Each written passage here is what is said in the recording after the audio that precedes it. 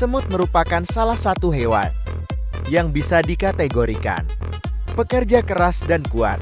Mereka mampu membawa makanan dan menopang sebuah benda yang lebih berat 50 kali dari berat ukuran tubuhnya. Jenis semut yang sering kita temukan dalam kehidupan sehari-hari yaitu semut hitam, api, rangrang, besar, dan merah. Semut pekerja akan bertugas untuk mencari sumber makanan untuk larva-larva yang dihasilkan oleh sang betina.